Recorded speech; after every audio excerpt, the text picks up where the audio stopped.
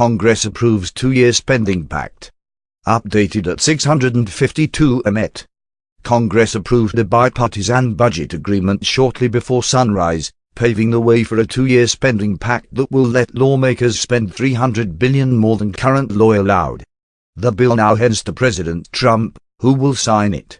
The deal suspends a 2011 budget law championed by conservatives that set hard caps on discretionary spending and included an automatic trigger known as sequester cuts if Congress attempted to bust those spending caps. The bill also included a one-time emergency influx of about $90 billion to help with ongoing recovery efforts for hurricanes and wildfires that have hit the U.S. in recent months. All told, the bill hikes federal spending about $400 billion through September 2019. Fiscal conservatives squawked at new spending levels. Sen.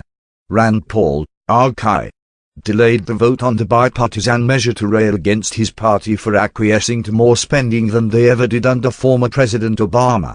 The delays forced a partial government shutdown after midnight, to minimal impact. I ran for office because I was critical of President Obama's trillion-dollar deficits, Paul said on the floor. Now we have Republicans hand in hand with Democrats offering us trillion-dollar deficits.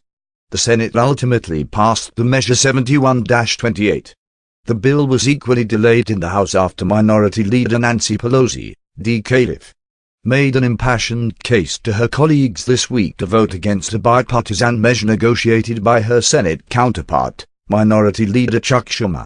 Many Democrats support the budget deal, but were unhappy with the compromise because it doesn't tackle immigration, specifically addressing the plight of dreamers, including the roughly 700,000 immigrants who are in the U.S. illegally after being brought to the country as children and who are enrolled in the Deferred Action for Childhood Arrivals DACA program, which is set to expire on March the 5th. In the end though, however, Democrats declined to hold the spending bill hostage over immigration.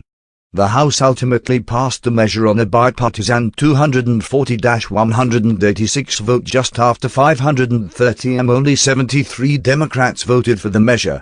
67 Republicans voted against it. The bill faced similar opposition in the House from fiscal conservatives who saw it as a broken promise to their base. With the budget deal wrapped, Senate Majority Leader Mitch McConnell, RK, has already started the procedural hurdles to begin an open Senate debate next week on immigration. House Speaker Paul Ryan, RWise, pledged on the House floor early this morning that he also intended to address immigration. My commitment to working together on an immigration measure that we can make law is a sincere commitment. We will solve this DACA problem, he pledged. For the latest Funny Picture Gallery news updates, follow Funny Picture Gallery on Twitter, Facebook, and subscribe to our YouTube channel.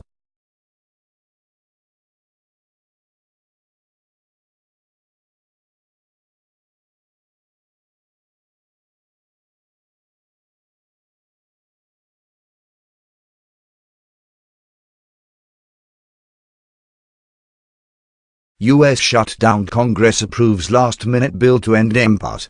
The U.S. House of Representatives has joined the Senate in approving a bill to end an overnight federal shutdown, sparing Republicans further embarrassment and averting serious interruption of the government's business. The stopgap funding and budget measure, approved by a 240-186 House vote early on Friday, will go next to President Donald Trump. The White House said in a statement that he will sign it into law, which would extend government funding through March the 23rd. The shutdown, which started at midnight, was the second this year under the Republican-controlled Congress and Mr. Trump, who played little role in attempts by party leaders earlier this week to head it off and end months of fiscal squabbling. A carefully crafted, bipartisan stopgap funding and budget package was introduced with confidence earlier this week by Senate leaders, who predicted swift passage before the expiration at midnight on Thursday of current funding authority. But in an unexpected turn of events, the deadline was missed because Kentucky Republican Senator Rand Paul, objecting to deficit spending in the bill, engaged in a 9-hour, on-again, off-again protest and floor speech that leaders could not stop. Mr. Paul's dissent dragged the Senate proceedings into the wee hours past the deadline. underscoring the persistent inability of Congress and Mr. Trump to deal efficiently with Washington's most basic fiscal obligation of keeping the government open. Republican majorities in the House and Senate have turned the budget process into an embarrassing spectacle, running from one crisis directly into the next, says Democratic Representative Nita Lowe prior to the House vote. Who is to blame? Both parties. After an all-night session of debating and voting, the bill ending the shutdown finally won House passage only after Democrats provided enough votes to offset the opposition of 67 Republicans, a remarkable rebellion in the party's ranks. While Mr. Paul's performance in the Senate strained the patience of his colleagues, he focused on the same concern that caused so many House Republicans to oppose the bill: deficit spending. The budget bill raises military and domestic spending by almost $300 billion over the next 2 years. With no offsets in the form of other spending cuts or new tax revenues, that additional spending will be financed by borrowed money.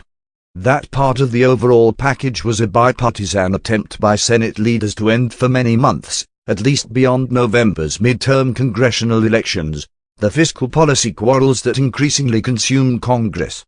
But the deficit spending in the bill will add more red ink to Washington's balance sheet and further underscore a shift in Republican thinking that Mr. Paul was trying to draw attention to. Once known as the party of fiscal conservatism, the Republicans and Mr. Trump are quickly expanding the nation's budget deficit and its $20 trillion national debt. Their sweeping tax overhaul bill approved in December will add over 10 years an estimated $1.5 trillion to the debt, an accumulation of past years of annual budget deficits.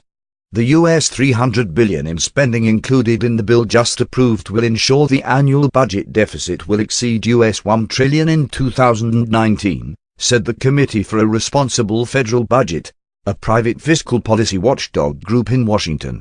I ran for office because I was very critical of President Obama's trillion-dollar deficits, Mr. Paul told fellow senators. Now we have Republicans hand in hand with Democrats offering us trillion-dollar deficits. I can't, in good faith, just look the other way because my party is now complicit in the deficits. Really, who is to blame? Both parties. Mr. Paul voted for the deficit-financed tax bill in December. For the latest Funny Picture Gallery news updates, follow Funny Picture Gallery on Twitter, Facebook, and subscribe to our YouTube channel.